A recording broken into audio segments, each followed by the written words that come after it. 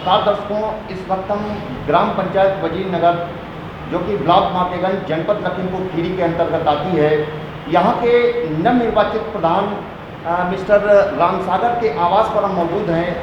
बतौर प्रतिनिधि के रूप में हमारे पास मौजूद हैं मिस्टर अशोक वर्मा, जो कि समाजवादी पार्टी के गोला विधानसभा के अध्यक्ष भी हैं। सबसे पहले तो मिस्टर अशोक वर्मा जी, यूपी खबर में आपका बहुत बहुत स्वागत है और साथ ही यूपी खबर की तरफ से आपकी जीत पर आपको ढेर सारी बधाइयाँ।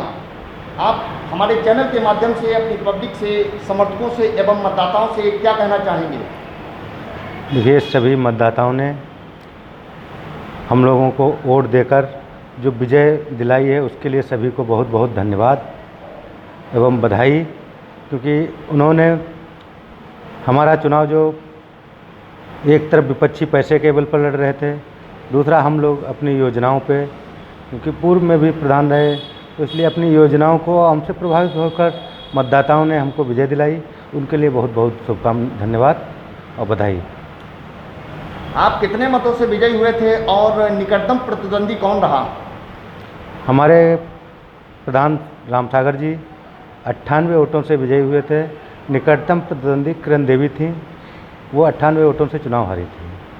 विकास को लेकर के क्या ब्लूप्रिंट आपके दिमाग में बना है? कौन से विकास कार्य अपनी ग्राम पंचायत में करेंगे, कहाँ से शुरुआत करेंगे, कुछ दर्शकों को बताएं। हमने पहले भी एक बार आपने इंटरव्यू लिया था तो बताया था कि सबसे पहले शिक्षा, अगर शिक्षा होती है, शिक्षा बिल्कुल मस्ट होती है। अगर शिक्षा होगी तो विकास अपने आप, विकास के द्वार खुलते जाते हैं। और रही बात विकास की, तो सबसे पहले बेरोजगार जो हमारे यहाँ गरीब घूम रहे हैं उनको मनरेगा द्वारा उनको मतलब काम देना, जिससे उनको बाहर ना जाना पड़े। दूसरी चीज़ पेयजल व्यवस्था, क्योंकि पानी एक ऐसी चीज़ होती है जिससे शरीर में तमाम बीमारियां होती हैं। इसके लिए पेयजल व्यवस्था पर और स्वच्छता पर विशेष ध्यान है। उसके अलावा जो नालियां या खड़ंजे अवरोधित हैं, बंद पड़े हैं नालियां, उनको खुलवाकर, और जहां नालियां नहीं बनी है, जलभराव होता है, वहां नालियां बनवाना। और रास्ते, क्योंकि सड़क भी विकास में एक बहुत बड़ी रफ्तार बढ़ाती है, तो सड़क भी ज़रूरी है। और उसके अलावा जो अभी कोविड वाला चल रहा है, तो सबसे बड़ी प्राथमिकता है कि लोगों को जागरूक कर वैक्सीन लगवाएं, जिससे कि जब समाज स्वस्थ रहेगा तो सभी स्वस्थ रहेंगे। क्या आपकी ग्राम पंचायत में शमशान, कब्रिस्तान, स्कूल बाउंड्री वाल और खेल मैदान सुदृढ़ अवस्था में इस वक्त हैं? देखिए, हमारे यहाँ किसी भी विद्यालय में अभी तक बाउंड्री नहीं हुई है। बाकी पूरी पंचायत में एक कब्रिस्तान है। शमशान के लिए भी कहीं पर जगह नहीं है। प्राथमिकता होगी कि शमशान और कब्रिस्तान दोनों के लिए, क्योंकि कब्रिस्तान में अभी हमने वृक्षारोपण कराना है। उसके अलावा शमशान जो हैं, इनके लिए कहीं ना कहीं से ज़मीन का जुगाड़ करके, ज़मीन का मतलब व्यवस्था करके, प्रत्येक गांव में एक टीन सेट वाला जो शमशान स्थल बनता है उनको बनाने का काम करेंगे। कोरोना काल में आपकी ग्राम पंचायत में कितनी बार सैनिटाइजेशन वर्क कराया गया? देखिए, जब से हमारे रामसागर जी प्रधान हुए हैं, तब से 3 बार पूरी ग्राम सभा का सैनिटाइजेशन हो चुका है। उसके अलावा लोगों में मास्क पहनने के लिए, क्योंकि जागरूकता कार्यक्रम भी चलाया जा रहा है हम लोगों द्वारा है। ये एक ऐसी बीमारी है जिस पर सरकार भी पूरी तरीके से ध्यान दे रही है, और जब सभी व्यक्ति इस पर ध्यान देने लगेंगे तो अपने आप ख़त्म हो जाएगी। मिस्टर अशोक जी, वैक्सीन को लेकर के कई एक मिसगाइडेंस लोगों के अंदर आ गया है और कुछ लोग समझ नहीं पा रहे हैं कि व्हाट इज़ राइट और व्हाट इज़ रॉन्ग, बट आप इसके लिए क्या करेंगे? आप अपनी पंचायत के लिए और समाज के लिए, क्योंकि आप एक समाजवादी पार्टी के कद्दावर नेता भी हैं। देखिए, वैक्सीन की बात है, यहाँ तक जब गवर्नमेंट, क्योंकि कई परीक्षणों के बाद वैक्सीन बनाई जाती है, और जब सभी परीक्षणों पर खरी उतरती है तभी वैक्सीन मार्केट में लाई जाती है। तो आज जो वैक्सीन आई है, अगर इस पर जो लोग सवाल उठा रहे हैं या कह रहे हैं, तो उनको इसके बारे में जानकारी नहीं है।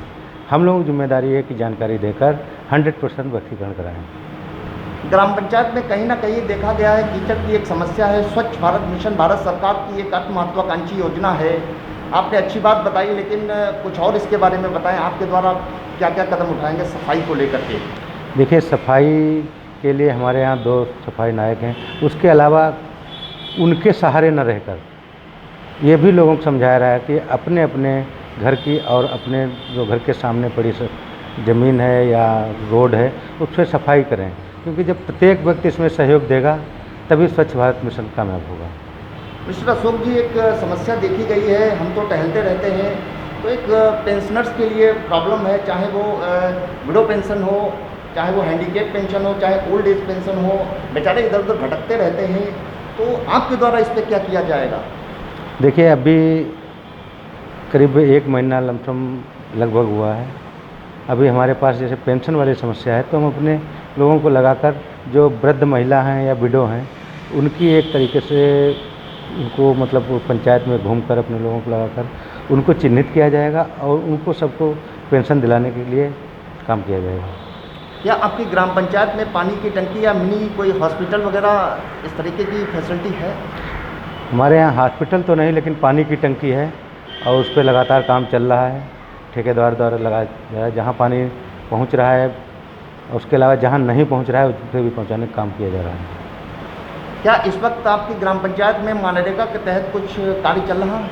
हाँ, मनरेगा के तहत हमारे यहाँ 2 तालाब सुखलपुर 2nd और 3rd खोदे जा चुके हैं और 1 तालाब पर काम चल रहा है, अभी पूरा नहीं हो पाया है। बाकी मनरेगा के लिए जो भी काम की मांग करता है उसको 100% मनरेगा का कार्य किया जाता है। कुछ कोटे को लेकर के बोलना चाहेंगे?